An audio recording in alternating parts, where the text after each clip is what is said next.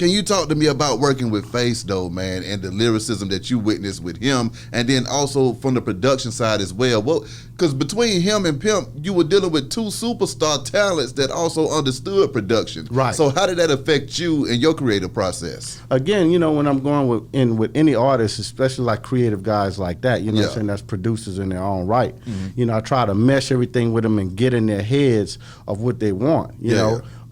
And just like with Face, he has a specific thing he wants, and what he heard when I met him was what he wanted. You follow what I'm saying? I'm with you. But then he wanted to kind of grow it. Yeah. So and I didn't really know he played instruments. Damn. You know what I'm saying? So until he kind of picked it up, I was like, oh, okay, that's kind of dope. So, on some of those records, man, like, he played on Jesse James and stuff like that. But going back to let's go back to the Tell That to Us Part album.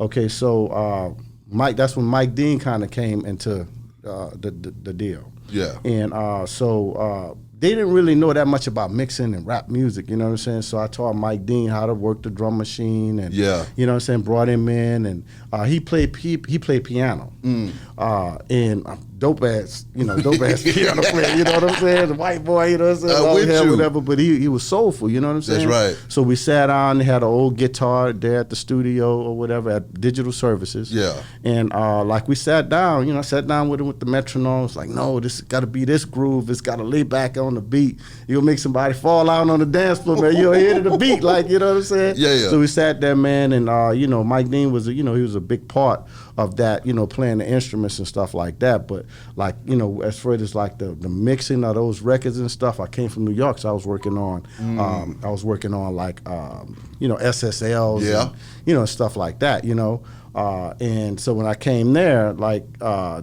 think they did like the Ghetto Boys, We Can't Be Stopped on an 8-track on the pool table or something. Damn. You know what I'm saying? And Jay was like, no, we did that on that. Because I had a 4-track demo of the Ghetto Boys. We did it in Galveston. Okay. And I'm like, man, I said, okay, it's time to go mix it. You know what I'm saying? And it was like, man, it sounds good like this. I'm like, no, man, we got to compete with a lot of people. Yeah. You know what I'm saying? So Jay was like, okay, well, so we went to Digital Services where they had an SSL. And those speakers it was for rock music. So I had to go back and forth to the car mixing. So that's why you see my name on there, mixing, production, mastering, because I had to kind of push the, push the narrative. You know what I'm saying? Joe, the snares, it's hurting my ears. Like, don't touch my snare. Don't touch the kick. Like, you know what I'm saying? That type of thing, man. But it was a great experience, man, like, because, we got a chance to really, everybody heard that sound, and then, it changed us out. Jesse James and Seen a Man Die, those two songs were some stick-out songs for Face as well that you worked on. Can you speak about those studio sessions with y'all crafting that music? So, Never Seen a Man Cry was an idea that Face had. He brought that in. And like when I heard it, I was like, it was more of he had like the lyrics down to it, but it was more monotone. Like, and I was like, man, I said, so I redid the track, added the organ, and I had Mike Dean to play this organ. Yeah, exactly. Had him because that's the organ is actually the hook of the song. You know what I'm saying? So I made that the hook of the song, and I had Face to go in, and I was kind of rapping at the time too. Yeah. Face would just be like, say, bro, man, let me hear what you're talking about. I said, man, you need to like spice it up a little bit or whatever. Like, you know what I'm saying? He was like, Joe, what you want me to do? He said, you go in there and do it, right? I was like, oh, come on, bro, right? So I get in the studio, man, and, I was like, I just start kind of spitting it or whatever. And I was like, you say it like a preacher, like, you know what I'm saying? Yeah, you know what I'm saying? That's hard. And he went in there, he was like, man, you want me to do that?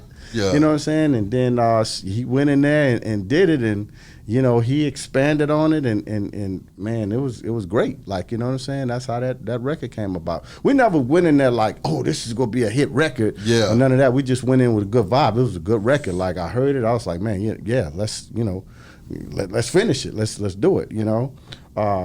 Jesse James. Jesse James was basically an extension of The Wall. Right? There was a bass line in The Wall that I loved. Yeah. Right? When I produced The Wall on The World Is Yours. Yeah. And I was like, man, I don't think that many people heard that because I think it went gold, you know what I'm saying? But I'm like, I got to reflip it again. Exactly. So when we was doing that music, man, I had the bass line already, and Face was kind of playing around with the guitar, like, and I was like, whoa, run this, and boom, that became the song, the bass line and the. And then all of the other stuff, with the reverse choir, that became a signature sound for him. You know what I'm saying? So, it was great working in that, man. Like, cause we drove off of each other, we fed off of each other. You know what I'm saying? And we pushed the boundaries and stuff like that.